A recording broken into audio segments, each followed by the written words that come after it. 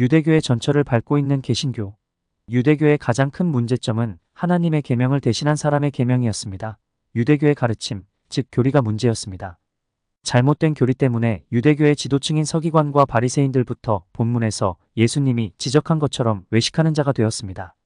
마태복음 23장 25절 27절 33절 화 있을진저 외식하는 서기관들과 바리새인들이여 잔과 대접의 겉은 깨끗이 하되 그 안에는 탐욕과 방탕으로 가득하게 하는도다.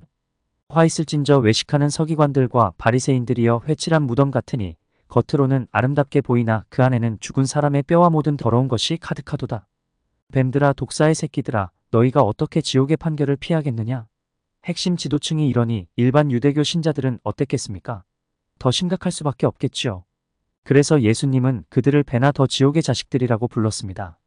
마태복음 23장 15절 화 있을진저 외식하는 서기관들과 바리새인들이여 너희는 교인 한 사람을 얻기 위하여 바다와 육지를 두루 다니다가 생기면 너희보다 배나 더 지옥 자식이 되게 하는도다. 유대교는 이방 종교도 아니고 이단도 아닙니다. 그런데 이처럼 대부분이 지옥에 가는 종교가 되고 말았습니다. 물론 유대교 안에도 신실한 사람들이 있었고 구원을 받았습니다. 마리아와 요셉, 사가랴와 엘리사벳, 안나와 시므온 등이 그 대표적인 예입니다. 그 외에도 많은 구원받은 사람들이 있었을 것입니다. 그러나 전체적으로 보면 너무 많은 사람들이 지옥에 갔습니다. 그러면 왜 유대교가 이렇게 되었을까요? 앞에서도 이미 지적했듯이 사람이 계명 즉 잘못된 교리 때문입니다. 그들이 구체적으로 어떻게 잘못 가르쳤는지는 산상수훈의 일부인 마태복음 5장 21절-48절에 잘 나타나 있습니다. 그중 일부만 예를 들겠습니다. 마태복음 5장 21절 옛사람에게 말한 바 살인하지 말라. 누구든지 살인하면 심판을 받게 되리라 하였다는 것을 너희가 들었으나 마태복음 5장 27절 또 간음하지 말라 하였다는 것을 너희가 들었으나 언뜻 보면 맞는 말 같지요? 살인하지 말라, 간음하지 말라. 이상할 것이 없어 보입니다. 그러나 살인하지 말라고 가르칠 때 화내는 것도 살인이고 욕하는 것도 살인이라는 말을 하지 않았고 간음하지 말라고 가르칠 때 여자를 보고 음욕을 품는 것도 간음이라는 말을 하지 않은 것이 문제입니다. 또 그런 죄를 지어도 지옥에 간다는 것을 경고하지 않은 것이 잘못입니다. 이런 잘못된 가르침 때문에 죄를 심상히 여기게 된 그들은 다음과 같은 상태가 되어버렸습니다. 마태복음 23장 25절 화 있을진저 외식하는 서기관들과 바리새인들이여 잔과 대접의 겉은 깨끗이 하되 그 안에는 탐욕과 방탕으로 가득하게 하는도다. 저는 개신교가 정도의 차이는 있으나 그들의 전철을 밟고 있다고 생각합니다. 그 증거로 방금 전달은 유대교의 가르침과 개신교의 가르침이 굉장히 유사하지 않나요? 개신교도 믿으라고 하고 말씀대로 살라고 하고 거룩해야 된다고 합니다. 그렇게 하지 말라고 말하진 않습니다. 그러나 믿음에는 반드시 행함이 따라야 한다는 것을 충분히 강조하지 않습니다. 또 말씀대로 살고 거룩하라고 말은 하지만 오직 믿음과 비성경적인 견인의 교리를 통해 그렇게 살지 않아도 천국에 갈 수 있다고 믿게 만들었습니다. 그러니 목사와 신자들이 그렇게 살겠습니까? 소수는 그렇게 살지만 다수는 그렇지 않습니다. 상당수가 지옥에 던져질 수밖에 없는 명목상의 신자와 외식자가 되어버렸습니다.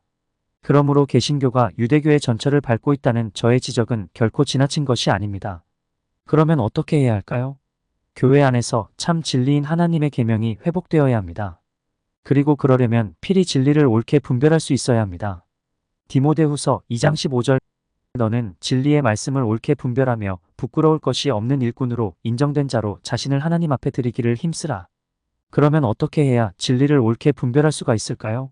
그 결과 유대교의 전철을 밟고 있는 개신교를 개혁하고 천국 가는 비율을 수직 상승시킬 수 있을까요? 오늘은 부활절을 맞아 모든 교회들이 살아나기를 바라는 마음으로 그 비결을 함께 나누고자 합니다. 1. 진리를 옳게 분별하려면 통전적인 해석을 할 수 있게 되어야 한다. 1517년 마르틴 루터는 종교개혁을 시작했습니다. 만일 종교개혁이 안 일어났다면 어떻게 되었을까요? 생각만 해도 끔찍합니다. 이미 오래전 이단도 아니고 이교가 되어버린 저 가톨릭을 보십시오. 완전히 교회가 허물어졌을 것입니다. 그러므로 종교개혁이 일어난 것은 감사한 일입니다. 그런데 루터는 갈라디아서를 자기 아내처럼 사랑했고 갈라디아서를 사용하여 종교개혁을 일으켰습니다. 그러나 갈라디아서를 전체적으로 바르게 해석하지 못했습니다. 그래서 종교개혁을 통해 오직 믿음이라는 프레임이 만들어졌고 구원파와 크게 다르지 않은 희석된 복음이 개신교 전체로 확산되었습니다. 지난해 저는 성경 공부를 위해 성경각권에 대한 최고의 주석과 강해 책들을 읽던 중 존 스토트의 갈라디아서 강해를 읽었습니다. 그리고 존 스토트가 루터의 영향을 너무 깊게 받았고 심각한 정도로 갈라디아서를 곡해하고 있음을 알았습니다. 그것이 계기가 되어 갈라디아서에 관심을 갖게 되었고 본격적인 연구를 시작했습니다. 그 후 저는 갈라디아서에 대한 주요 주석과 강해 책들을 모두 정독했습니다. 그 과정에서 하나님은 갈라디아서에 대한 기존의 해석과 비교 불가한 정확하고 경이로운 해석을 저에게 주셨습니다. 때가 되면 여러분에게 제2의 종교개혁이라는 제목으로 그것을 설교할 것인데 기대하셔도 좋습니다. 이처럼 갈라디아서를 연구하고 경이롭게 깨닫게 되면서 저는 처음으로 통전적인 이해라는 개념에 눈뜨게 되었습니다. 당시 저는 은혜로 주어지는 선명하고 깊고 정확한 갈라디아서에 대한 해석들 때문에 감탄하면서 어떻게 이런 경이로운 해석들이 가능하지? 하고 놀라워했습니다. 그때 성령님이 말씀하신 것이 통전적인 해석이었습니다. 통전적인 해석은 다름이 아니라 진리를 옳게 분별하고 성경을 정확하게 해석하는 것을 뜻합니다.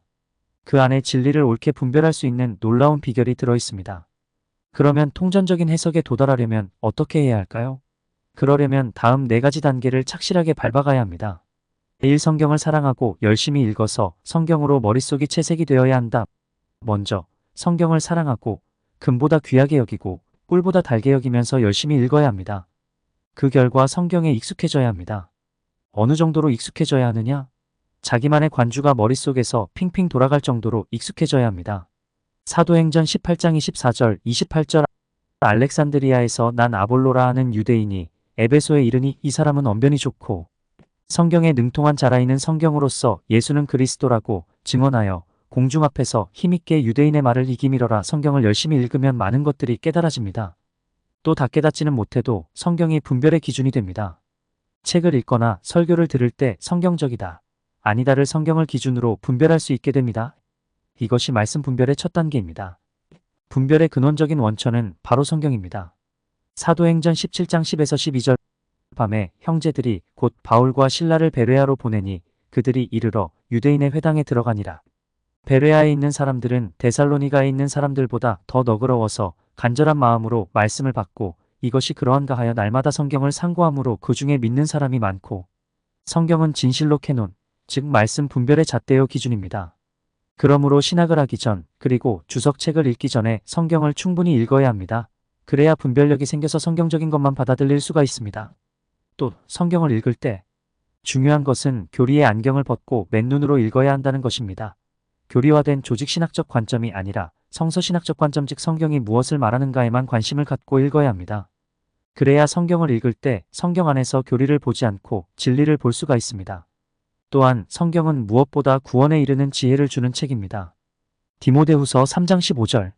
또 어려서부터 성경을 알았나니 성경은 능히 너로 하여금 그리스도 예수 안에 있는 믿음으로 말미암아 구원에 이르는 지혜가 있게 하느니라.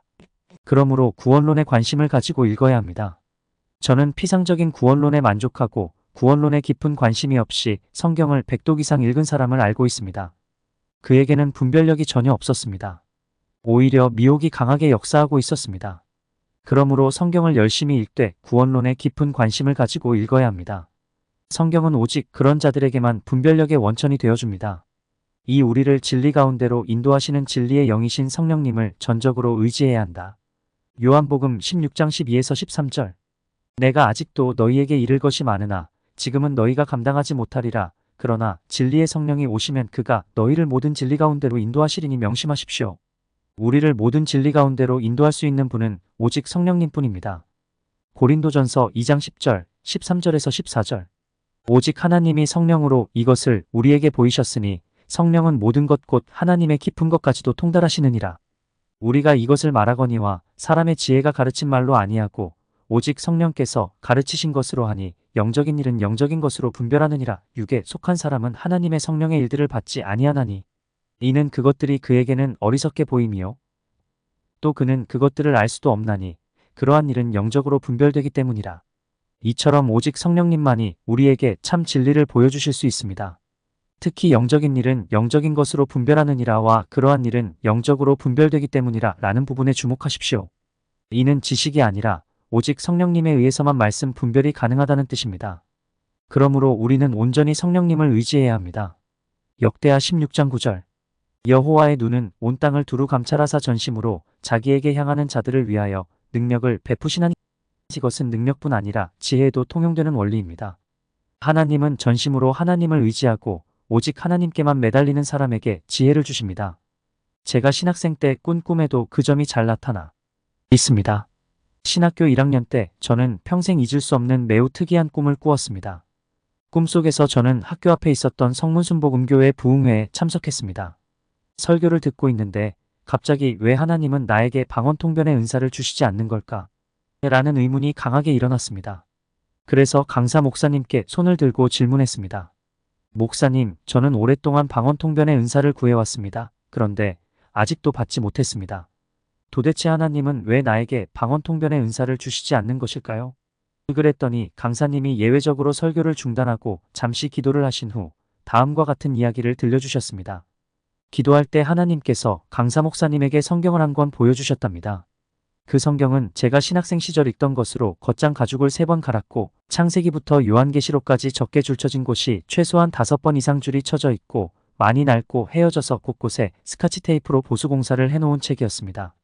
하나님께서 그 성경을 보여주셨는데 강사님의 말을 듣고 있는 제 눈에도 보였습니다. 분명히 저의 성경이었습니다. 그런데 성경 겉장과 속장이 모두 투명한 유리로 되어 있었습니다. 성경이 덮여 있는데도 내부가 보이고 창세기부터 요한계시록까지의 말씀이 한눈에 다 보였습니다. 또한 제 성경의 여백에 그 구절과 관계 있는 다른 구절들은 물론 읽으면서 깨달은 것을 빽빽하게 적어 놓았는데 그 책에도 여백마다 빼곡하게 적혀 있었습니다. 그것 은성경 말씀에 대한 완벽하고 총체적인 해석이었습니다. 신기한 것은 그 많은 분량의 내용이 책이 덮여 있는데도 한눈에 다 보였습니다. 이것을 보여주시며 성령께서 말씀하셨습니다. 내가 원통하다. 이것을 어찌 방언통변이나 다른 은사들과 비교할 수 있겠는가? 내가 이 은사를 누구에게 줄까? 미국, 영국, 독일, 유럽과 아프리카와 아시아에서 사람을 찾다가 너를 발견하고 너에게 이 은사를 주었다. 그런데 너는 이 은사로 인해 내게 한 번이라도 감사한 일이 있느냐? 늘 방언통이나 신유의 은사를 주지 않는다고 불평만 하지 않았느냐?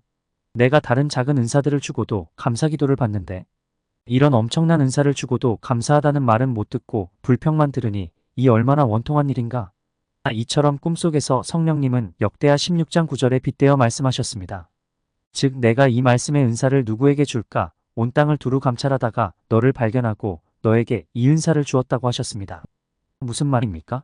제가 자기의 머리나 지식을 의지하지 않고 말씀을 분별하고 깨닫기 위해 전심으로 오직 성령님만을 의지했다는 것입니다.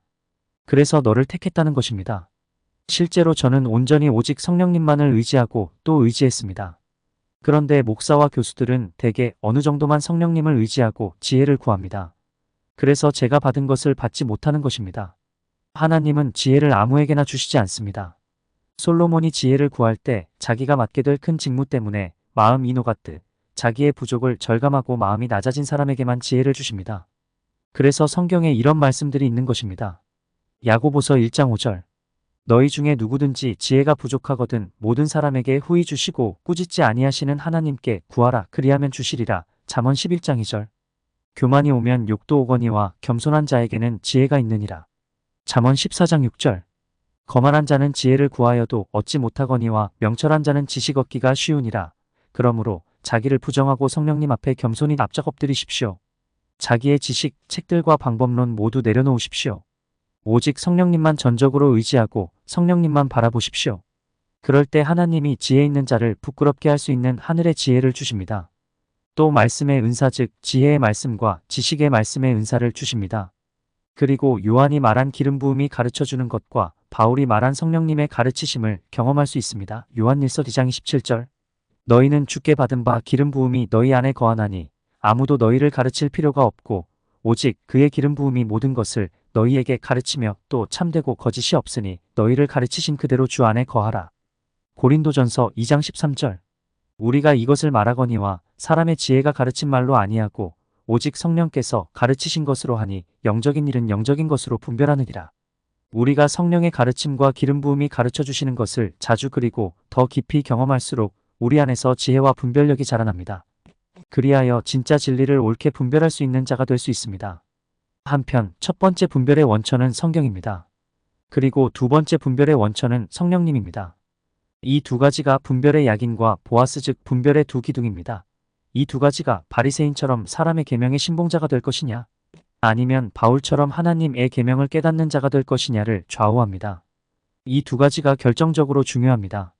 왜냐하면 이 두 가지에서 근본적인 분별력이 나오기 때문입니다. 그런데 안타깝게도 대개가 이 두 가지가 없는 상태에서 신학을 공부하고 목사가 됩니다. 그 후 강해 책과 주석을 읽고 설교를 준비합니다. 이것이 수많은 목사들에게 진리에 대한 분별력이 없는 근본적인 이유입니다. 또한 대부분 이 두 가지가 안 된 상태에서 신학자가 돼버립니다. 성경을 충분히 읽지 않고 성령의 가르침을 받지 못해도 얼마든지 학자가 될 수 있습니다. 똑똑하고 공부만 잘하면 유학 가서 얼마든지 신학자가 될 수 있습니다. 그러나 그들도 분별력이 없기는 마찬가지입니다. 왜냐하면 분별력은 신학박사 학위에서 나오는 것이 아니라 오직 성경과 성령으로부터 나오기 때문입니다. 그런데도 대부분 이것을 모르고 이두를 건너뛰고 신학 공부만 열심히 합니다. 그래서 절대 다수의 신학자들에게 분별력이 없고 교리적인 것입니다. 심지어 신학자들에 의해 사실상 이단인 자유주의 신학이 생겨났습니다. 그래서 정통교단의 신학대학 중 이단의 소굴로 전락한 곳들이 한두 곳이 아닙니다. 통탄할 일이 아닐 수가 없습니다. 또 안타까운 것은 대부분의 목사들과 학자들이 자신들에게 지식이 있고 성경을 연구하는 방법들을 배웠기 때문에 진리를 옳게 분별할 수 있다는 착각에 빠져 있다는 것입니다. 사실은 교리를 알고 있을 뿐인데 진리를 알고 있다고 생각합니다. 그 결과 맹인으로서 맹인을 인도하는 자가 되어버렸습니다. 그래서 절대 순진하게 목사의 설교나 학자들의 해석을 그대로 믿으면 안 됩니다. 베레아 사람들처럼 반드시 성경을 기준으로 분별하면서 듣고 분별하면서 읽어야 합니다. 그리고 비성경적인 것은 걸러내고 성경적인 것만 받아들여야 합니다. 3. 우리를 능가하는 신앙의 선배들이 쓴 좋은 책들을 겸손히 읽고 배워야 한다. 분별력의 원천은 첫째는 성경이고 둘째는 성령입니다. 그리고 셋째는 독서입니다. 어떤 분들은 홀로 성경만 열심히 읽고 기도만 열심히 합니다. 그렇게 해도 분별력이 입합니다. 말씀도 많이 깨달아집니다. 그러나 그것만으로는 진리를 진짜 정확하게 분별하고 깊게 이해할 수가 없습니다. 그것은 성경이나 성령님은 완전하지만 사람에게 한계가 있기 때문입니다. 쉬운 예로 성경을 기록할 때도 하나님은 모세나 바울 한 사람을 쓴 것이 아니라 40여 명을 사용하셨습니다. 하나님은 한 사람에게 모든 것을 다 깨닫게 해주지 않으십니다. 그러므로 열심히 성경을 읽고 열심히 성령님의 가르침을 받는 것이 가장 중요하긴 하나 거기서 멈추지 말고 독서도 열심히 하고 배워야 합니다. 그런데 독서할 때 주의해야 할 점이 있습니다. 책을 아무거나 읽지 말고 선별해서 읽어야 합니다. 즉 분별력 있는 독서를 해야 합니다. 일례로 어거스틴의 책들이나 칼빈의 기독교 강요, 그리고 우리나라의 유명한 강해 설교자들의 책을 주로 읽으면 분별력이 생기기는커녕 도리어 사라집니다. 왜냐하면 어거스틴, 칼빈, 루터는 사람의 계명인 교리를 만들어낸 장본인들이고 우리나라의 유명한 강해 설교자들과 초대형 교회 목사들도 대부분 거기에 세뇌되어다 보니 교리적이기 때문입니다. 장로교의 교리를 그대로 받아들이고 설교하는 자들이 대부분입니다. 그래서 그런 책들은 읽으면 읽을수록 분별력이 생기는 것이 아니라 오히려 그들처럼 교리의 미혹이 되어버립니다. 분별력이 사라질 뿐 아니라 마치 예수님 당시의 바리새인들처럼 누가 가르치는 것이 불가능한 사람이 되어버립니다. 그러므로 각별히 조심해야 합니다. 그럼 누구의 책을 읽어야 할까요? 존 웨슬리와 찰스 피니와 썬다싱의 책을 읽으십시오. 이분들의 가르침은 전체적으로 굉장히 정확합니다. 또 은사 쪽으로는 케네스 해긴 목사님의 책을 읽으십시오.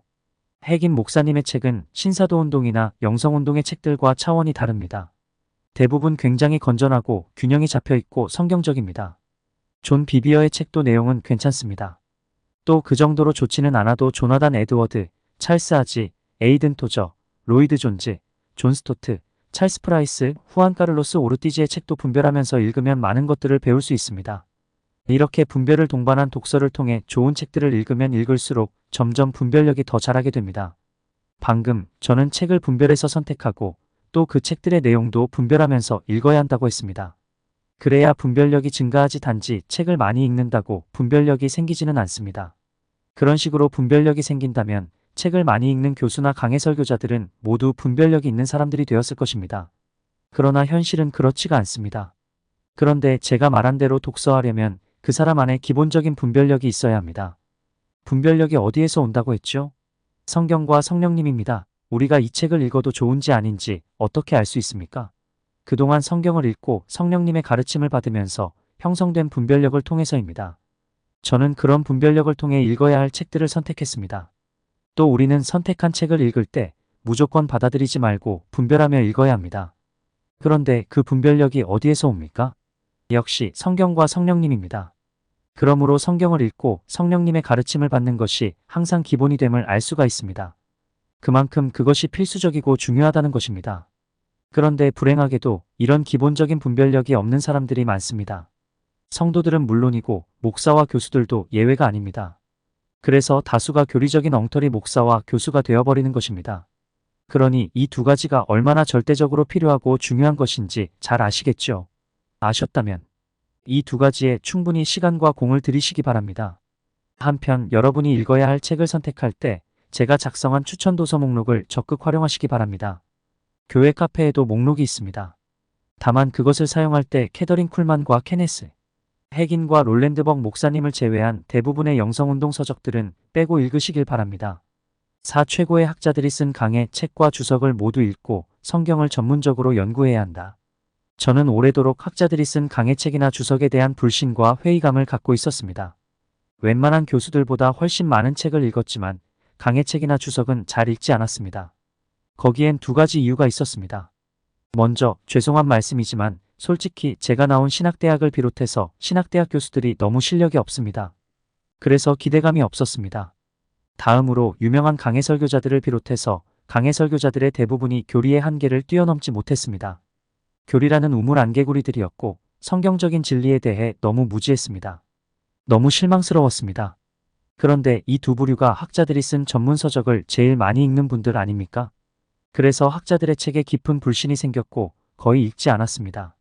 그렇다고 전혀 읽지 않은 것은 아닙니다. 찰스 하즈와 존 스토트를 비롯해서 일부 학자들의 책들은 계속 읽었습니다. 그러나 더글라스 무, 토마스 슈라이너, 싱클레어 퍼거슨, 카슨, 스캇 맥나이트, 존 맥카트니, 웨인 그루, 김세윤, 양용의, 이한수 등등 수많은 실력 있는 학자들의 책들을 오래도록 읽지 않고 있었습니다. 물론 지금은 그것을 후회하고 있습니다. 그러던 중 한 번은 우연히 김세윤 교수님에 관한 기사를 읽었습니다. 그것이 계기가 되어 학자들의 책에 관심을 갖고 읽기 시작했습니다. 그때가 다이아몬드 같은 진리를 설교하기 전입니다. 그 후 지금처럼 본격적으로 학자들의 책을 섭렵하면서 주 4일 이상 성경을 연구하기 시작한 것은 요한계시록을 설교한 후부터였습니다. 제가 전문적인 학자들의 책을 읽기 시작한 것은 그리 오래되지 않았습니다. 하지만 감사하게도 제게는 지난 수십 년간 성경과 성령과 독서를 통해 축적된 분별력이 있었습니다. 때문에 학자들의 책을 읽을 때 이건 맞구나. 이건 아니구나. 이건 너무 엉터리야. 이 해석은 그럴듯하지만 어떤 성구와 다른데? 이렇게 상대적으로 쉽게 분별이 되었습니다. 많은 목회자들과 학자들이 배경, 원어, 용례, 문법, 문맥, 논리를 사용하여 자기 견해를 설명하면 쉽게 넘어갑니다. 그러나 저는 제 안에 이미 형성되어 있는 분별력 때문에 비성경적인 것을 걸러낼 수 있었습니다. 그래서 학자들의 책이 제게 독이 되지 않고 큰 유익이 되었습니다. 나아가서 학자들이 쓴 전문적인 책들은 제게 진리를 옳게 분별하고 성경을 바르게 해석하는 일에 엄청난 돌파를 가져다 주었습니다. 말씀의 은사는 성경을 읽을 때 주로 작동합니다. 똑같은 성경을 읽어도 남들이 못 보는 것을 보고 깨닫게 해줍니다. 그런 것이 말씀의 은사입니다. 시편 119편 18절 내 눈을 열어서 주의 율법에서 놀라운 것을 보게 하소서. 또 같은 종교서적을 읽어도 다른 사람이 못 깨닫는 것을 깨닫게 해줍니다. 저는 울산에서 목회할 때부터 동료 목사들에게서 이런 말을 참 많이 들었습니다. 목사님은 희한하게 같은 책을 읽어도 우리가 못 보는 것을 보고 못 깨닫는 것을 깨닫습니다. 매번 그래서 너무 신기합니다. 왜 우리는 같은 책을 읽었는데 그것을 못 보고 못 깨달은 것일까요? 또한 말씀의 은사는 독서를 통해서 얻은 정보와 지식이 축적될수록 더 강하게 역사합니다. 우리는 성경 저자들처럼 특별 계시가 아니라 조명적인 계시를 받고 있습니다. 때문에 말씀의 은사는 우리가 노력해서 얻은 성경에 대한 지식, 정보, 깨달음이 축적된 것들과 정비례해서 역사합니다. 독서와 연구를 통해 얻은 정보와 자료의 질과 양에 비례해서 같은 말씀의 은사라도 훨씬 더 강력하게 역사합니다. 그런데 늦은 감이 있지만 제가 정말 잘한 일이 있습니다. 지난해 저는 친구와 66권에 관한 세계적인 학자들이 쓴 모든 강해, 책과 주석들을 구입했습니다. 일반적인 강해 설교자나 교수가 아니라 정말 세계적인 학자들이 쓴 강해, 책과 주석들을 모두 구입해서 지속적으로 모두 읽고 성경을 연구하고 있습니다. 그러자 거기서 얻은 풍부한 고급 정보와 최신 신학 지식을 바탕으로 말씀의 은사가 전과는 비교할 수 없는 수준으로 역동적으로 역사하기 시작했습니다. 즉, 단지 주석을 읽고 연구할 때 분별이 되는 것을 넘어서서 학자들의 책 내용이 마중물과 디딤돌이 되어 세계적인 학자들이 못 깨닫는 것을 깨닫고 그들이 분별하지 못하는 것을 분별하고 그들이 정립하지 못한 것들을 정립할 수 있게 되었습니다. 난해구들이 명쾌하게 풀리고 수십 년 동안 궁금해했던 성경 구절들이 줄줄이 선명하게 해석이 되기 시작했습니다. 하나님의 은혜로 이제 그런 일이 저에게 일상이 되었습니다. 그리고 이런 놀라운 은혜를 통해 완벽에 가까운 정도로 진리를 분별하고 성경을 경이롭게 깨닫게 된 것들을 제가 통전적인 이해 혹은 통전적인 해석이라고 칭하는 것입니다. 저는 참으로 진리를 옳게 분별하고 참으로 성경을 바르게 해석하려면 제가 말하는 통전적인 해석을 할 수 있는 단계에 반드시 도달해야 한다고 생각합니다. 그러면 묻겠습니다. 만약 다른 목사님들이 현재 제가 하고 있는 것처럼 세계적인 학자들이 쓴 주요 강해책과 주석들을 모두 구입해서 읽고 연구를 하면 어떻게 될까요? 과연 그분들도 저처럼 진리를 분별하고 저처럼 성경을 깨달을 수 있을까요? 죄송한 말씀이지만 불가능합니다. 수많은 학자들과 강해 설교자들이 그 증거입니다. 그러면 같은 책들을 보고 연구하는데 왜 저는 되고 다른 분들은 안 될까요? 거기에는 두 가지 이유가 있는데 우선 한 가지를 말씀드리겠습니다. 왜냐하면 앞에서 설명해드린 분별력의 세 가지 기초가 튼튼하지 않기 때문입니다. 최고의 강해책과 최고의 주석들을 섭렵하면서 연구한다고 모두가 진리를 옳게 분별하고 바른 해석을 할 수 있는 것이 아닙니다. 앞에서 말한 세 가지를 통해 분별력이 충분히 형성되어 있어야 그 책들이 큰 도움이 되고 말씀의 돌파가 일어나는 것입니다. 책과 주석으로 넘어가는 것은 가능합니다. 그러나 첫째와 둘째 단계를 밟지 않고 그 단계로 넘어가면 위험합니다. 진리를 분별하는데 큰 결함이 나타나게 되고 빈번한 실패를 경험할 수밖에 없습니다. 왜냐하면 그 안에 충분한 분별력이 형성되어 있지 않기 때문입니다. 그러므로 처음에는 실패를 거듭한다 할지라도 실망하거나 좌절하지 마십시오. 그 대신 지금부터라도 충분히 기본의 시간과 공을 들이십시오. 그래서 훗날 진정한 말씀의 돌파를 경험하고 놀라운 말씀의 사람으로 거듭나는 우리 교회의 목회자들이 되시기 바랍니다. 지혜보다 더 중요한 것은 자신에 대해 지혜롭게 생각하는 것이다.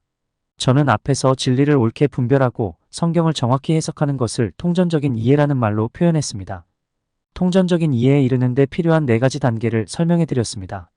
이것은 어느 책에 나오는 것이 아니라 수십 년에 걸친 저의 경험을 요약한 것입니다. 이 네 가지가 곧 말씀의 돌파를 경험하게 만든 참 비결이었습니다.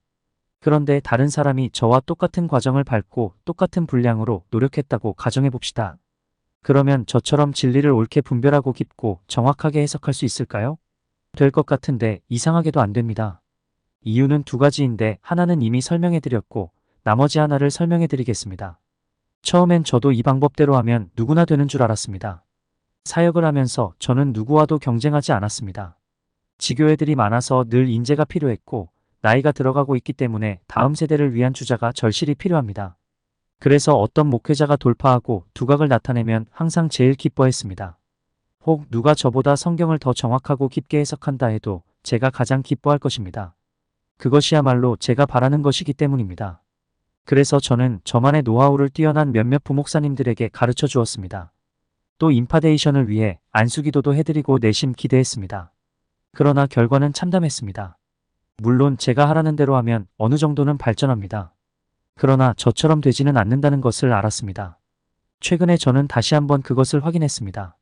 제가 소개한 마지막 단계를 따라 성경을 연구하는 방법은 전에 연구하던 것과 달라서 7배 이상의 시간과 노력과 집중력을 요구합니다. 시간이 많이 걸려서 저 혼자 성경의 궁금한 부분들을 다 연구할 시간이 없습니다. 그래서 저는 국내외 200여 명의 목회자 중 가장 지적인 네 분에게 부탁해서 성경 각 권의 궁금한 구절들을 연구해서 신학교에서 강의를 하게 했습니다. 평신도성경대학을 개설하여 성도들도 함께 배울 수 있게 했습니다. 그런데 죄송한 말씀이지만 기대한 대로 잘 안 되고 있습니다. 지난주 올린 이동기 목사님의 강의 같은 훌륭한 강의들도 있지만 무엇보다 해석이 틀리는 경우가 너무 많습니다. 그래서 심각해졌고 한때 절망감마저 느꼈습니다. 또 얼마 전에는 성경 공부를 강화할 수 있는 교수를 찾기 위해 추가로 목회자 중 가장 똑똑한 4명과 그 외 자원자들에게 베드로전서를 연구해서 강의안을 제출하라고 했습니다. 그래서 받아보고 다시 절망했습니다. 가장 기대했던 목사님은 설명은 굉장히 조리 있게 잘했는데 결정적으로 해석이 틀렸습니다. 또 다른 목사님도 설명은 나름 잘했는데 해석이 틀린 정도가 아니라 3,000%로 빠졌습니다. 한 명은 평범했고 한 명은 해석은 잘했는데 설명이 약해서 준합격시켰고 한 사람만 합격했습니다. 그 한 명도 2차와 3차 테스트를 지켜보아야 합니다. 그럼 강의를 맡은 목사님들과 그 외 목사님들이 잠을 아껴가며 최선을 다해 연구했는데 왜 저처럼 정확히 해석하지 못했을까요? 사실 저는 머리가 좋은 사람이 아닙니다. 그 목사님들이 저보다 지적으로 몇 배나 뛰어난 분들입니다. 그런데 왜 저는 되는데 그분들은 안 될까요? 한마디로 부르심 때문입니다. 앞에서 통전적인 해석에 대해 설명해 드렸죠. 그런데 통전적인 해석이 무엇인지 아십니까? 그것은 사도적인 기름 부음입니다. 즉 사도적인 말씀의 은사입니다. 목사들이 다 같은 것이 아닙니다. 부르심과 은사가 각기 다릅니다. 성경에 의하면 5가지 종류의 목사가 있습니다. 에베소서 4장 11절.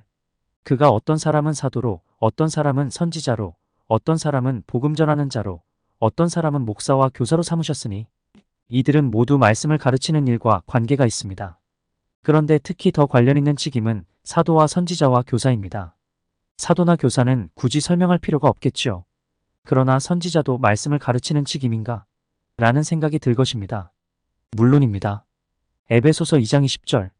너희는 사도들과 선지자들의 터 위에 세우심을 입은 자라. 이 말씀이 보여주듯 선지자도 말씀을 전하는 자입니다. 그러므로 예언만 잘한다고 선지자가 아닙니다. 성경에 능통하고 진리를 잘 가르칠 수 있어야 참 선지자입니다. 아무튼 사도, 선지자, 교사가 말씀 사역과 더 깊은 관련이 있습니다. 그러나 등급이 다릅니다. 교사가 제일 등급이 낮습니다. 그 위는 선지자이고 그 위가 사도입니다. 목사들 중에 사도가 있다는 것을 알고 사도이길 원하지 않는 목사는 없습니다. 그러나 원한다고 다 사도가 될 수 있는 것이 아닙니다. 하나님이 택한 사람만 될 수 있습니다. 그래서 사도 바울이 다음과 같이 말한 것입니다. 고린도전서 1228-30 하나님이 교회 중에 몇을 세우셨으니 첫째는 사도요. 둘째는 선지자요. 셋째는 교사요. 그 다음은 능력을 행하는 자요. 그 다음은 병 고치는 은사와 서로 돕는 것과 다스리는 것과 각종 방언을 말하는 것이라. 다 사도이겠느냐? 다 선지자이겠느냐? 다 교사이겠느냐? 다 능력을 행하는 자이겠느냐? 다 병 고치는 은사를 가진 자이겠느냐? 다 방언을 말하는 자이겠느냐? 다 통역하는 자이겠느냐? 참으로 목회자로 부름을 받은 사람들은 최소한 교사입니다. 즉 모든 목사는 가르치는 자입니다. 디모데전서 3장 2절. 그러므로 감독 목사는 책망할 것이 없으며 한 아내의 남편이 되며 절제하며 신중하며 단정하며 나그네를 대접하며 가르치기를 잘하며 디모데후서 2장 24절. 주의 종목사은 마땅히 다투지 아니하고 모든 사람에 대하여 온유하며 가르치기를 잘하며 그러므로 일정 수준 이상 잘 가르치지 못하면 하나님이 목사로 부른 것이 아닙니다. 그래서 맨 아래가 교사고 그 위는 선지자입니다. 예언이 아니라 가르치는 데 있어 교사와 선지자의 기름 부음은 큰 차이가 납니다. 또 그 위가 사도입니다. 역시 가르치는 데 있어서 선지자와 사도의 기름 부음은 차원이 다릅니다. 게다가 부르심과 은사는 고정된 것입니다. 로마서 11장 29절. 하나님의 은사와 부르심에는 후회하심이 없느니라. 그래서 아무리 구하고 노력해도 부르심 이상의 말씀의 은사가 임하질 않습니다. 그런데 제가 소개해드린 통전적인 해석의 4단계는 사실은 사도들을 위한 것입니다. 사도로 부름받은 사람들에게 온전히 효과가 나타납니다. 그러나 사도로 부름받지 않은 사람들은 그대로 해도 그 정도로 효과가 나타나지 않습니다. 물론 부르심이 다른 목회자들에게도 비결은 똑같습니다. 그래서 그 방법대로 하면 교사는 교사의 분량만큼, 선지자는 선지자의 분량만큼 말씀의 기름 부음이 증가됩니다. 그러나 사도처럼 되진 않습니다. 이것이 같은 책을 보고 연구해도 많은 목사들이 잘못 해석하고 잘못된 결론을 내리게 된 이유입니다. 여러분, 이것은 영적인 엄연한 현실입니다. 그러니 사도로 부름받지 않은 목회자들에게 가장 필요한 것이 무엇일까요? 자신에 대해 지혜롭게 생각하는 것입니다. 로마서 12장 3절. 내게 주신 은혜로 말미암아 너희 각 사람에게 말하노니 마땅히 생각할 그 이상의 생각을 품지 말고 오직 하나님께서 각 사람에게 나누어 주신 믿음의 분량대로 지혜롭게 생각하라. 사도로 부름받지 않은 이상 누구나 한계가 분명합니다. 예를 들어 교사나 복음 전하는 자나 선지자로 부름받은 사람이 똑똑하고 공부를 잘할 수 있습니다. 그렇다고 성경을 연구할 때 진리를 옳게 분별하거나 바르게 해석하는 것이 아닙니다. 상대가 누구든 사도로 부름받지 않은 자는 학자로 연구하든 설교자로 연구하든 분명한 한계가 있습니다. 우리는 그것을 수많은 학자들과 강해 설교자들에게서 충분히 보아왔습니다. 그러므로 사도로 부름받지 않은 목회자들은 자신의 한계를 인정하고 겸손히 사도들에게 배워야 합니다. 그것이 자기의 한계를 뛰어넘고 진짜 지혜롭게 될 수 있는 비결입니다. 그런데 그러려면 자신의 믿음의 분량을 알아야 합니다. 즉 자기의 부르심과 은사를 알아야 합니다. 그리고 마땅히 생각할 그 이상의 생각을 품지 말고 믿음의 분량대로 자신에 대해 지혜롭게 생각해야 합니다. 그리고 겸손한 마음으로 사도들에게 배워야 합니다. 그것이 가장 안전하고 가장 크게 성장할 수 있는 비결입니다. 그래서 저는 사도로 부름받지 않은 목회자들에게 가장 중요한 것은 지혜가 아니라 자신에 대해 지혜롭게 생각하는 것이라고 믿습니다. 한편 제가 등급이라는 표현을 썼습니다만 오중직임은 계급이 아닙니다. 그럼에도 불구하고 각 직임 간의 효과적인 사역을 위한 질서가 있습니다. 그 질서 안에 거해야 합니다. 하나님께서 오중직임을 세우신 이유는 사도뿐 아니라 모두가 사역에 필요하기 때문입니다. 그러므로 사도뿐 아니라 모두 꼭 필요하고 중요한 사역자들입니다. 엘리야는 하늘로 올라갈 때 자신의 겉옷을 통째로 엘리사에게 던졌습니다. 그러나 예수님은 자신의 겉옷을 5조각으로 찢어서 목회자들에게 나누어 주셨습니다.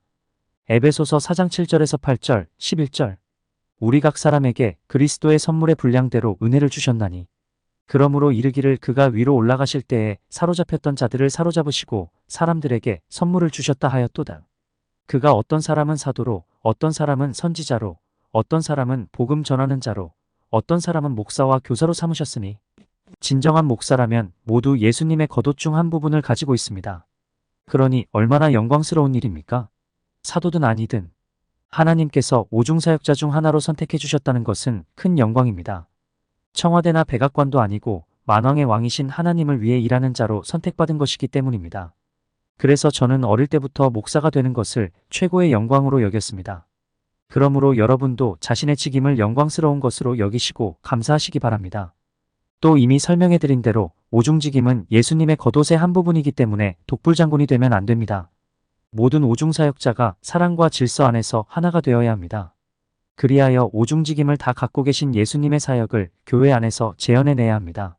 하나가 되어 동역함으로 예수님이 하신 일을 하고 그보다 큰 일을 해야 합니다. 그것이 참 목회요 참 사역이고 참 선교입니다. 그리고 그것이 곧 하나님의 온전한 뜻입니다. 할렐루야. 3. 사도들이 분별하고 깨달은 참 진리가 전 세계로 퍼져나가 교회들이 회복되어야 한다. 오늘날 교회 안을 보면 온통 목사들만 있는 것 같습니다. 그러나 교회에 목사들만 있는 것이 아닙니다. 사도, 선지자, 복음 전하는 자, 목사, 교사가 모두 있습니다. 사람들이 무지해서 그것을 보지 못하고 하나님이 세우신 질서를 무시하고 있을 뿐입니다. 예수님은 제일 먼저 사도들을 세우셨습니다. 그리고 그들을 통해서 교회를 세우셨습니다. 마태복음 16장 18절. 또 내가 네게 이르노니 너는 베드로라. 내가 이 반석 위에 내 교회를 세우리니 음부의 권세가 이기지 못하리라. 에베소서 2장 20절. 너희는 사도들과 선지자들의 터 위에 세우심을 입은 자라. 그리스도 예수께서 친히 모퉁이 돌이 되셨느니라. 오늘날 한국 교회가 왜 이렇게 덩치만 크고 무기력한지 아십니까?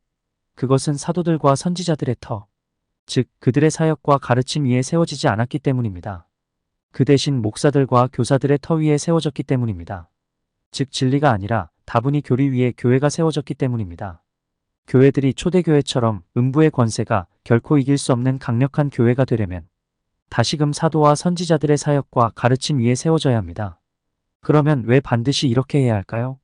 그것은 하나님께서 모두에게 진리를 분별하고 해석할 수 있는 능력을 주지 않으셨기 때문입니다.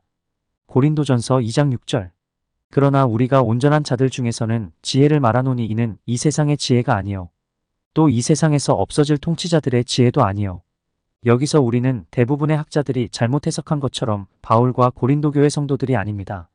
바울을 포함한 사도들입니다. 하나님은 오직 그들에게만 복음과 진리를 계시하셨습니다. 고린도전서 2장 10절에서 13절. 오직 하나님이 성령으로 이것을 우리에게 보이셨으니 성령은 모든 것 곧 하나님의 깊은 것까지도 통달하시느니라. 우리가 세상의 영을 받지 아니하고 오직 하나님으로부터 온 영을 받았으니 이는 우리로 하여금 하나님께서 우리에게 은혜로 주신 것들을 알게 하려 하심이라. 우리가 이것을 말하거니와 사람의 지혜가 가르친 말로 아니하고 오직 성령께서 가르치신 것으로 하니 영적인 일은 영적인 것으로 분별하느니라. 때문에 바울은 다음 장에서 사도가 아닌 목회자들에게 이렇게 말했습니다. 고린도전서 3장 10절에서 13절. 내게 주신 하나님의 은혜를 따라 내가 지혜로운 건축자와 같이 터를 닦아둠에 다른 이가 그 위에 세우나. 그러나 각각 어떻게 그 위에 세울까를 조심할지니라. 이 닦아둔 것 외에 능히 다른 터를 닦아둘 자가 없으니 이 터는 곧 예수 그리스도라. 만일 누구든지 금이나 은이나 보석이나 나무나 풀이나 지프로 이 터 위에 세우면 각 사람의 공적이 나타날 터인데 그날이 공적을 밝히리니 이는 불로 나타내고 그 불이 각 사람의 공적이 어떠한 것을 시험할 것임이라. 바울이 계시를 통해 알게 된 지혜는 예수 그리스도에 대한 것들입니다. 그러나 단지 복음이 아닙니다. 바울 서신에 기록되어 있는 모든 진리들입니다. 바울은 이것을 터라고 불렀습니다. 맞습니다.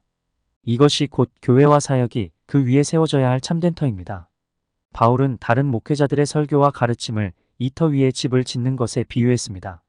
집을 지을 때 어떻게 짓습니까? 터 위에서 조금도 벗어나지 않게 짓습니다. 마찬가지로 목회자들도 설교할 때 바울의 가르침에서 벗어나지 않는 범위 내에서 설교하고 가르쳐야 합니다. 그래야 가장 안전하고 가장 성도들에게 유익합니다. 이것이 바로 교회들에 대한 하나님의 계획입니다. 사도행전은 초대 예루살렘 교회의 신앙 형태를 이렇게 기록했습니다. 사도행전 2장 42절. 그들이 사도의 가르침을 받아 서로 교제하고 떡을 떼며 오로지 기도하기를 힘쓰니라. 또 바울은 눈앞의 회중들만 가르친 것이 아니라 교회에 편지를 써보내어 가르쳤습니다. 베드로, 요한, 야고보 사도도 그렇게 했습니다. 그것이 사도의 부르심이고 사도가 해야 할 사역이기 때문입니다. 또한 바울은 디모데와 디도와 같은 목회자들에게 편지를 써서 그들을 지도했습니다. 그들은 바울에게서 배운 것을 토대로 설교하고 가르쳤습니다. 그렇게 함으로써 자신들이 도저히 알 수 없는 복음과 진리들을 정확히 이해할 수 있었고 가르칠 수 있었습니다. 즉 사도가 아니지만 그들의 가르침이 사도의 가르침과 같은 것이 되었습니다. 이것이 바로 하나님의 의도입니다. 하나님은 모든 목회자가 사도가 되기를 원치 않으십니다. 즉 모든 목회자가 성경을 해석하는 일에 있어서 사도처럼 되는 것을 원하지 않으십니다. 그랬다면 그들에게도 주셨을 것입니다. 이처럼 모든 목회자들에게 사도와 같은 분량의 지혜와 계시를 주시지 않는 이유는 사도들을 목사들의 목사로 세우셨기 때문입니다. 바울의 목회서신들이 보여주듯이 사도는 목회자들을 가르치는 선생이었습니다. 그리고 목사와 교사들은 사도의 가르침을 성도들에게 가르치는 성도들의 선생이었습니다. 오해하지 마십시오. 성경을 연구하지 말라는 말이 아닙니다. 그러나 성경에 나오는 목회자들은 연구하는 사람들이 아니었습니다. 사도들의 가르침을 잘 소화하고 이해해서 가르치는 자들이었습니다. 물론 목회자들이 말씀을 연구할 수 있습니다. 그리고 해야 합니다. 그러나 그것만 가지고는 성경을 바르고 깊게 이해할 수가 없습니다. 목회자들이 각자 대강 연구해서 대중 가르치는 것은 하나님의 뜻이 아닙니다. 사도들이 분별하고 정립한 진리를 잘 배우고 소화해서 자기 것으로 만들어서 가르쳐야 합니다. 또 그 기반 위에서 열심히 연구해서 풍성하게 만들어서 가르쳐야 합니다. 그것이 하나님의 뜻입니다. 제가 지금 새로운 이상한 주장을 하고 있는 것이 아닙니다. 성경을 보십시오. 초대교회 때부터 원래 그랬습니다. 그리고 지금도 마찬가지입니다. 왜냐하면 성경을 기록한 토대적인 사도들은 없지만 비토대적인 사도들이 여전히 존재하기 때문입니다. 그런데 불행하게도 교회 안에서 하나님이 세운 이런 질서가 무너졌습니다. 이렇게 된 가장 큰 원인은 성경대로 믿지 않고 사도와 선지자가 1세기 이후에 사라졌다. 는 거짓말에 교회가 속았기 때문입니다. 그러니 남는 것이 뭐겠습니까? 치유의 능력이 있어서 복음 전하는 베니인 같은 복음 전도자들, 목회 잘해서 큰 교회를 이룬 초대형 교회 목사들, 공부 잘해서 된 뛰어난 교사라고 할 수 있는 학자들밖에 더 있습니까? 초대 교회 때는 언제나 교회의 중심에 사도들이 있었습니다. 그러나 현재 한국 교회나 전 세계 교회 안에 사도들이 어디에 있습니까? 자칭 사도와 거짓 사도들은 많지만 진정한 사도들은 거의 찾아볼 수가 없고 교사들, 목사들, 복음 전도자들이 설치고 있는 것이 이 시대 교회들의 현실입니다. 즉 사도들이 아니라 이 세 가지가 이끌고 있습니다. 이는 머리가 아니라 꼬리가 몸을 이끌고 있는 셈입니다. 그런데 꼬리에는 눈이 없습니다. 방향을 모릅니다. 그래서 갖가지 목회 프로그램이 유행하고 수많은 목회자들이 철새처럼 이리 몰리고 저리 몰리고 하는 것입니다. 그러고도 답을 찾지 못하고 진리면에서는 성경적이 아니라 교리적이 되고 사역면에서는 삼중사역이 아니라 종교적이거나 신비주의적이 되어버린 것입니다. 얼마나 안타까운 일인지 모릅니다. 이것은 결코 하나님의 뜻이 아닙니다. 처음부터 하나님의 계획은 사도들과 선지자들을 통해서 교회를 이끌어가는 것이었습니다. 고린도전서 12장 28절. 하나님이 교회 중에 몇을 세우셨으니 첫째는 사도요, 둘째는 선지자요. 왜 하나님께서 교회 중에 첫째는 사도를, 둘째는 선지자를 세우셨을까요? 그들을 중심으로 교회를 이끌기 원하셨기 때문입니다. 초대 교회는 이런 하나님의 계획대로 움직였습니다. 에베소서 2장 20절. 너희는 사도들과 선지자들의 터 위에 세우심을 입은 자라. 그래서 강력했습니다. 그러나 현대 교회는 그렇질 못합니다. 그러므로 교회를 다시 사도와 선지자들의 터 위에 세워야 합니다. 그래서 초대 교회처럼 세상을 진동시키는 강력한 교회들이 되게 해야 합니다. 더 구체적으로 설명하면 그래야 목사가 성도들에게 참 복음과 참 진리를 가르쳐서 성도들을 대부분 참 신자로 만들 수 있습니다. 또 그래야 복음 전도자들도 집회나 크게 하고 치유만 행하는 것이 아니라 참 복음을 전해서 결신자들의 다수를 참 신자로 만들 수 있습니다. 또한 그래야 신학대학 교수들도 성경과 성령에 대해 바르게 가르쳐서 참 목사들을 길러낼 수가 있습니다. 그런데 안타깝게도 교회만 크면 최고인 줄 알고 또 능력이 나타나면 최고인 줄 알고 교수들도 지식 때문에 교만해져서 배울 생각은 않고 도리어 교리를 잣대로 섣부른 판단이나 하고 있습니다. 희망이 보이질 않습니다. 특히 제가 가장 걱정하는 두 부류가 있습니다. 강해 설교자들과 신학대학 교수들입니다. 왜냐하면 지식보다 사람을 더 쉽게 교만하게 만드는 것이 없기 때문입니다. 고린도전서 8장 1절. 지식은 교만하게 하며 그런데 이들은 지식과 제일 가까운 사람들입니다. 옛날의 서기관들도 성경을 연구하는 지적인 자들이었습니다. 그러나 그들 모두 사람의 계명을 하나님의 계명으로 오해했습니다. 지적 교만은 사람의 계명을 진리로 맹신하게 만듭니다. 그것이 지식의 한계입니다. 오늘날도 다르지 않습니다. 실제로 오늘날 얼마나 많은 학자와 목사들이 교리를 진리로 착각하고 있습니까? 물론 그들 중 일부는 열심히 책을 읽고 열심히 연구합니다. 일례로 존 메가더는 누구나 가기 원하는 큰 교회의 담임 목사로 청빙을 받은 후 주 4일 하루에 10시간씩 성경을 연구할 수 있는 시간을 보장하지 않으면 안 가겠다고 했습니다. 그렇게 열심히 연구합니다. 이것은 좋은 일입니다. 그런데 그렇게 하면 진리를 교리로 훼손하거나 오염시키지 않고 바르게 전할 수 있습니까? 그렇지 않다는 것이 큰 문제입니다. 물론 존 메가더도 바르게 전한 것들이 있습니다. 특히 복음에 있어서 그러합니다. 그러나 견인의 교리조차 옳게 전하지 못하고 있습니다. 성령과 성령의 은사에 대해선 심히 잘못되었습니다. 저질 이단 사냥꾼들과 똑같습니다. 이처럼 개인적인 연구만으로는 어느 정도는 잘 가르칠 수 있어도 진리를 성경대로 온전히 가르치는 것이 불가능합니다. 더 극적인 예를 들어볼까요? 금세기 최고의 강해 설교자가 누구입니까? 로이드 존즈입니다. 또 금세기 최고의 복음주의 신학자가 누구입니까? 두말할 필요도 없이 존 스토트입니다. 아마 이견이 거의 없을 것입니다. 그런데 로이드 존즈의 설교가 다 성경적입니까? 그렇지 않습니다. 제가 그분의 책을 많이 읽어서 아는데 교리적인 부분이 많고 성경을 잘못 해석한 것도 제법 있습니다. 존 스토트는 더 심각합니다. 교리적으로 성경을 잘못 해석한 부분이 많을 뿐 아니라 성령의 은사에 대해서 매우 왜곡된 시각을 갖고 있습니다. 심지어 그는 영혼 멸절설을 주장합니다. 그런데 강해 설교자가 열심히 연구해봤자 로이드 존즈밖에 더 되겠습니까? 또 교수가 열심히 연구해봤자 존 스토트밖에 더 되겠습니까? 그래서 그것만으로는 희망이 없다는 것입니다. 분명한 한계를 최고의 강해 설교자와 최고의 신학자가 쌍으로 이미 여실히 보여주었기 때문입니다. 때문에 목회자들은 반드시 자신에 대해 지혜롭게 생각해야 합니다. 하나님이 자신을 교사나 목사로 불렀으면 설사 세계적인 유명한 강해 설교자나 신학자라도 사도들에게 배워야 할 것은 배울 수 있어야 합니다. 그것이 더 균형 잡히고 완전한 실력을 갖출 수 있는 참되고 유일한 길이기 때문입니다. 그러나 그런 사람이 어디 있습니까? 볼 수가 없습니다. 교계를 보면 대부분 하나님이 그런 은혜를 주시지 않아서 전적인 해석이 불가능함에도 불구하고 전혀 개의치 않고 자기가 연구하고 자기가 해석합니다. 그래서 많은 부분에서 훌륭하면서도 다분히 교리적이고 왕왕 잘못된 해석을 합니다. 이것이 대부분의 교수들과 대부분의 강해 설교자들의 현주소입니다. 초대 영교회 목사들도 대부분 예외가 아닙니다. 그러면 그 피해가 다 누구에게 갑니까? 고스란히 성도들에게로 갑니다. 간단한 예로 우리 교회에서 전파되는 진리가 타 교회들에서 전파되었다면 엄청난 수의 성도들이 회개하고 변화되었을 것입니다. 그러나 그런 진리를 듣지 못했기 때문에 참 신자가 적고 명목상의 신자와 외식자가 가득한 교회들이 된 것입니다. 그러니 얼마나 안타까운 일입니까? 끝으로 초대 교회 때는 사도들이 계시를 받고 진리를 깨달으면 그것이 삽시간에 전체 교회로 퍼져나갔습니다.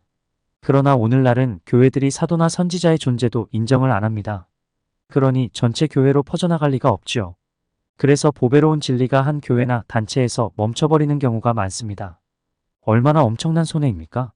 아프리카를 생각해 보십시오. 아프리카는 제가 직접 가서 설교한 것도 아니고 진성원 목사님이 제 설교를 가져가서 전했습니다. 그런데 그것을 듣고 초교파적으로 얼마나 많은 교수와 목사들이 그것을 받아들이고 회개했습니까? 특히 이것이 참 진리요. 아프리카 교회가 살 길이다. 라고 생각하고 자발적으로 모든 권리를 내려놓고 지교회로 들어온 교회들이 얼마나 놀랍게 부흥하고 있습니까? 불과 2, 3년밖에 되지 않았는데 벌써 1,000명 넘게 출석하는 교회가 2교회나 생겼습니다. 그중 한 교회는 다시 2,000명이 넘게 출석하는 교회로 급성장했습니다. 전체 출석 성도수는 이미 15,000명을 넘어섰습니다. 그것을 보면서 저는 하나님의 은혜로 분별하고 깨닫게 된 참 진리가 한국과 전 세계로 퍼져나가게 되길 더욱 간절히 원하게 되었습니다. 혹 어떤 분은 바울도 로마서를 제외하고 주로 자기가 세운 교회들에게 편지하지 않았습니까? 그러니 지교회들로 퍼져나가면 됐지. 전 세계 교회들로 퍼져나가길 원하는 것은 과한 것 아닌가요? 라고 생각할 수도 있습니다. 그러나 바울과 사도들이 보낸 편지들은 한 교회에서만 읽힌 것이 아닙니다. 회람이 되며 교회들로 퍼져나갔습니다. 그리고 성경이 되어 전 세계의 모든 그리스도인들이 읽고 있습니다. 저는 이처럼 사도들이 분별하고 깨닫고 정립한 진리들이 전 세계로 널리 퍼져나가야 한다고 생각합니다. 예를 들어 저는 존 웨슬리나 찰스 피니의 가르침이 전 세계로 퍼져나가야 된다고 생각합니다. 또 썬다싱의 책들도 전 세계로 퍼져나가야 된다고 생각합니다. 지금도 많이 퍼져나간 상태지만 더 멀리 퍼져나가야 된다고 생각합니다. 또 사도는 아니지만 선지자 케네스 해긴 목사님의 책도 더 전 세계로 퍼져나가야 된다고 생각합니다. 물론 그분들의 책에도 걸러내야 할 것들이 분명히 있습니다. 그렇지만 전체적으로 굉장히 훌륭합니다. 또 마찬가지로 저는 저의 책들도 전 세계로 퍼져나가야 된다고 생각합니다. 그래서 영혼들을 살리고 교회들을 회복시켜야 합니다. 진리는 모든 사람들에게 필요한 것이고 진리를 사랑하는 모든 이들에게 통합니다. 그러므로 여러분이 배운 진리를 할 수 있으면 많은 이들과 나누십시오. 또한 하나님이 역사하셔서 이 진리들이 우리나라와 아프리카, 전역과 전 세계로 퍼져나갈 수 있도록 날마다 기도해 주시기 바랍니다. 결론을 말씀드리겠습니다. 제가 여러분과 나눈 것은 모든 목회자들과 신학자들을 바꿔놓을 수 있는 말씀입니다. 목회자들과 신학자들이 꼭 들어야 할 중요한 말씀입니다. 또 이 안에 한 교회나 교단이 아니라 한국 교회 전체와 전체, 개신교를 바꾸어 놓을 수 있는 놀라운 비결이 들어 있습니다. 그러나 여러분이 들을 때 그렇긴 한데 왜 평신도인 우리에게 이 설교를 하시나? 라는 생각이 들었을 수도 있습니다. 그 이유는 이것이 성도인 여러분에게도 필요하기 때문입니다. 무엇보다 이것은 여러분이 매주 듣고 있는 설교의 가치에 대해 새롭게 눈을 뜨게 해줍니다. 여러분은 하나님의 은혜로 매주 제가 통전적인 이해라고 표현한 것에 도달하거나 거의 근접한 설교들을 듣고 있습니다. 여러분이 듣기에도 분명히 설교가 차원이 다릅니다. 오죽하면 제가 지난주에 당당하게 이런 제안을 다 했겠습니까? 우리 교회를 비난하는 목사가 있으면 똑같은 목사의 말이라고 고민하지 말고 그의 설교를 들어보라. 성경을 시금석으로 삼고 분별해보라. 그러면 얼마나 비성경적인 내용이 많은지 충격을 받게 될 것이다. 내 설교와 얼마나 차이가 나는지 알게 될 것이다. 그래서 신뢰심이 깨져서 그 목사의 말에 다시는 신경 쓰지 않게 될 것이다. 많은 성도님들이 제 설교를 듣고 댓글을 다신 것처럼 어떻게 항상 가슴 설레며 기다리게 하는 이런 수준과 차원의 설교를 하는 것이 매주 가능할까요? 그 놀라운 비결이 이 설교에 모두 들어 있습니다. 그래서 저는 여러분도 들어야 한다고 판단했습니다. 그러면 여러분이 매주 듣고 있는 설교의 가치의 진가를 알게 될 것이고 지금도 말씀을 사모하고 집중해서 잘 듣고 계시지만 더욱 설교를 금보다 귀하게 여기고 꿀보다 더 달게 듣게 될 것이기 때문입니다. 또 이 설교를 들어야 제가 왜 이 시대 교회의 목회자나 신학자들에 대해 때때로 그렇게 나를 세우고 비판하는지, 즉 제가 교회와 영혼들을 위해 깊이 우려하는 것이 무엇인지 비로소 온전히 이해가 됩니다. 뿐만 아니라 이 설교를 들어야 신학자들의 책을 읽거나 목회자들의 설교를 들을 때 단지 유명세나 신학적인 전문 지식과 언변에 속지 않고 옳게 분별할 수가 있습니다. 저는 이 설교를 듣는 동안 근본적인 분별력이 여러분에게 주어졌다고 믿습니다. 나에게 그런 분별력이 주어진 것 같지는 않은데? 하시는 분들이 있습니까? 잘 들으시기 바랍니다. 본래 교리는 신약 성경이나 사도행전 15장의 회의가 보여주듯이 사도들이 중심이 되어 확립해야 합니다. 그런데 개신교는 사도들과 거리가 먼 종교개혁자 루터와 칼빈이 주축이 돼서 교리를 확정했습니다. 여러분도 아시겠지만 둘 다 은사중지론자입니다. 사도는 말씀의 사람이고 성령의 사람입니다. 그러므로 은사중지론자가 사도일 수는 없습니다. 그리고 그 전이나 후에도 마치 어거스틴처럼 교계를 장악한 학자나 목사가 주축이 되어 교리를 확정했습니다. 이것이 개혁신학 속에도 하나님의 계명과 사람의 계명이 뒤죽박죽이 되어 있는 이유입니다. 그러므로 개혁신학을 맹신하지 말고 분별해야 합니다. 그런데 일반적인 목사들과 학자들에게는 이를 분별할 수 있는 지혜나 능력이 없습니다. 왜냐하면 교리를 만든 종교개혁자들의 뒤를 이어 그것을 강화한 조나단 에드워즈, 찰스 스펄전, 찰스 하지, 로이드 존즈, 존 스토트 같은 학자나 설교자 둘이 지적으로 훨씬 우월하기 때문입니다. 압도가 되어 마치 어린 학생들이 초중고교에서 배우는 것처럼 신학교와 목회 현장에서도 그들의 주장을 배우고 그냥 수용해버리고 맙니다. 이것이 목사들과 교수들 중에 교리적인 사람들이 압도적으로 많은 이유입니다. 그들을 무시하는 것이 아닙니다. 본래 그런 정도의 분별력은 사도들에게 주어지는 것인데 목사나 교수들은 대부분 사도로 부름받지 않았기 때문입니다. 그러므로 이것은 어떤 의미에서 당연한 결과입니다. 그런데 성경을 보면 이런 비성경적인 잘못된 교리들을 제대로 분별한 분이 있습니다. 본문에 잘 나타나 있는 것처럼 우리의 믿는 도리의 사도이신 예수님입니다. 그 뒤 12사도와 사도 바울입니다. 한마디로 사도들입니다. 결국 유대교든 개신교든 그 안에 깊이 뿌리내린 사람의 계명들을 분해서 잡초 뽑듯 제거할 수 있는 사람은 유명 목사와 교수들이 아닙니다. 사도들입니다. 그들만이 이 일을 옳게 해낼 수 있습니다. 그래서 사도들의 설교와 책들이 중요한 것이고 반드시 전 세계 교회로 널리 퍼져나가야 하는 것입니다. 사랑하는 여러분, 이것이 이 시대 교계의 실상입니다.